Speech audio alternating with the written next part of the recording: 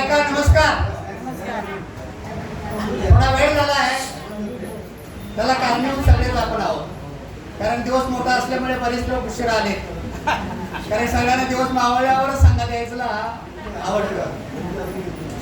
त्याचबरोबर मला 2-3 गोष्टीचं कौतुक करायचं आहे इथे. आज जो काही नवीन तुम्हाला चित्र दिसलं असेल पगडीचं, त्याच्या पाठीमागची जी संकल्पना आहे ते नाना शिंदे आणि कुलवडे यांची संकल्पना आहे. तर त्यांच्याबद्दल तुम्ही टाळावं. यानंतर आज जे आपल्याला वाढदिवसाचे सत्कार मूर्ती भगवान शेजाळे हे आपल्या संघाचे संस्थापक नसून तर ते एक पिलर आहे. सुरुवातीपासून आतापर्यंत नेहमी तळमळीनं मार्गदर्शन करण्याचं काम. आणि हा जो संघ मोठा दिसतोय त्याच्या पाठीमागे ह्यांची जबरदस्त शक्ती आहे, विचार आहे, तपश्चर्या आहे. त्यांनी किती अपमान सहन केले, किती त्रास सहन केलाय, किती लढलेत लोकांबरोबर, हे फक्त त्यांनाच माहिती, त्यांच्या कुटुंबाला माहिती. आणि आम्ही फक्त कलर दिलाय, आम्ही काहीही केलेलं नाही, आम्ही फक्त कलर दिलाय. त्यानंतर मला आणखीन 2 व्यक्तींचं कौतुक करायचं आहे. ते आलेले दिसत नाहीत. उत्तम माने हे ॲथलेटिक्स आहेत, हातोडाफेक, भालाफेक, थाळीफेक यांचं सिलेक्शन श्रीलंकेमध्ये 24-25 मे रोजी होणाऱ्या स्पोर्ट्समध्ये निवड झालेली आहे. तर त्याच्यासाठी एकदा टाळ्या वाजवा. कारण त्यांनी आतापर्यंत 131 पदकं मिळवले, त्यातले 49 सुवर्ण आहे. लक्षात घ्या. त्याच्यानंतर आपल्या इथे अँकर करणारे हरिचंद्र शिंदे इथे बसले. त्याचे शिंदे साहेब एक लेखक आहेत, एक कवी आहेत. आणि त्यांचं जे काय आत्मचरित्र आहे ते तुम्ही वाचून बघा, तिथं आहे लायब्ररीमध्ये. तर त्या आत्मचरित्राची दखल घेऊन कुसुमाग्रज लेखक कट्ट्यातर्फे उत्कृष्ट लेखक म्हणून त्यांचं 15 एप्रिलला सत्कार करण्यात आला. त्याच्याबद्दल एक टाळ्या वाजवा. ओके, पुण्यामध्ये झाला हा कार्यक्रम आणि तो टाकला होता. त्यानंतर मी तुम्हाला कमिटीतर्फे काही गोष्टी सांगणार आहे. आज जे तुम्ही इथे बसला, अडचण निर्माण होते, आणखीन अडचण दूर करण्याचे कमिटी प्रयत्न करते. ह्या 2 खिडक्या निघणार आहेत, त्या ठिकाणी दरवाजे होणार आहेत. म्हणजे तो कोपरा आपल्याला वाचता येईल, सगळ्याला संपूर्ण दिसता येईल. आणि हे फक्त होत आहे म्हणजे होत आहे ह्या जुन्या लोकांचं मार्गदर्शन आणि तुमच्या शुभेच्छा. त्याच्याचमुळे आम्ही लढाई करतोय, काम करतोय, संघर्ष करतोय, म्हणून हे सगळं होतंय.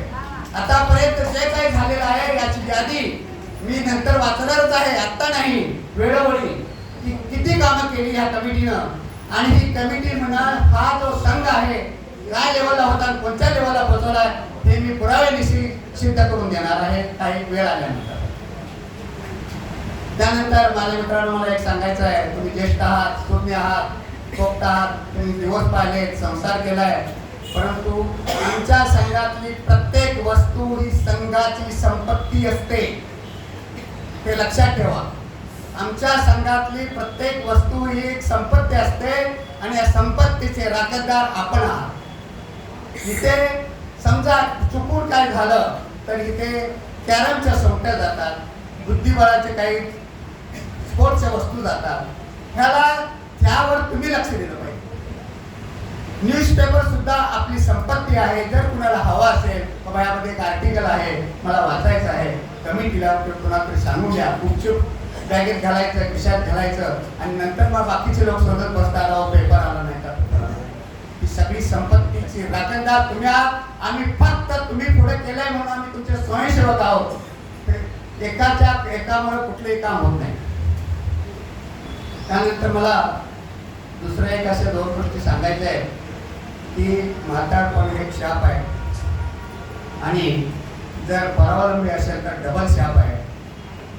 जी लोक तुमच्या घरामध्ये मागे पुढे बेडवर पडले असतील त्यांच्याबद्दल काय होत आहे त्याचा विचार करूनच आपण सजग राहूया आणि आरोग्य कसं टिकवायचं हे बघूया.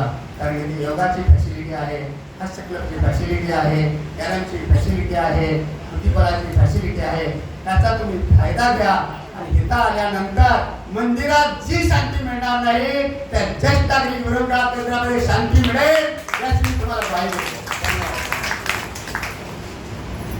आरोग्य जर जपायचं असेल, एखादं झाड जर वाढवायचं असेल तर नाते हलवावी लागते आणि आरोग्य जपायचं असेल तर शरीराचे सगळे पाठ ठरवावे लागतात. मी सगळ्यांना सांगतो तुम्ही आसनं करा, योगा करा, कारण हातपाय आपण हलवतो. पोटाचे स्नायू कुठे हलवायचे? पोटाचे स्नायू ऍक्टिव्हेट केले, पोटाला धडी पडेल ही आसनं केली, पोटाला प्रेशर येईल आसनं केली तर आरोग्य काय तुमचा निसर्गही हरेल तुमच्याकडे आणि तुम्ही नक्कीच हे आयुष्याची संध्याकाळ आनंदाने घालवाल आणि मग वाटेल की आयुष्याची संध्याकाळ इतकी आनंदी कशी लहान मुलासारखी असते. त्याच्यासाठी योगा करा, आसनं करा, प्रेमाने करा, आनंदाने करा, भक्तीने करा, नक्कीच रिझल्ट मिळेल आणि तुम्हाला आयुष्याची संध्याकाळ आनंदाने गेलेली पाहायला मिळेल. विचार स्थिर ठेवा, कारण स्थिर ठेवले विचार प्रशांत महासागरासारखं जर मान ठेवलं तर आरोग्य चांगलं राहतं. एक वेळ अंकुचीदार शैलेवर झोपणं सोपं आहे, बर्फाच्या लादीवर झोपणं सोपं आहे, परंतु मन स्थिर करणं अवघड आहे. त्यासाठी आपली संत लोक जे आहेत आपल्याला हेच सांगत असतात, कारण जाळ्यात राहू नये कोणी जळ्यात अडकून पडत नाही, जाळ्यात राहू नये कोणी अडकून पडत नाही आणि कोणाने ठेवलेली मेणबत्ती किंवा पंथी कशी स्थिर जाते अशा स्थिर पंथीसारखं तुमचं मन स्थिर असेल तर तुम्हाला जीवनात आनंद मिळेल, जीवनात आनंद मिळेल.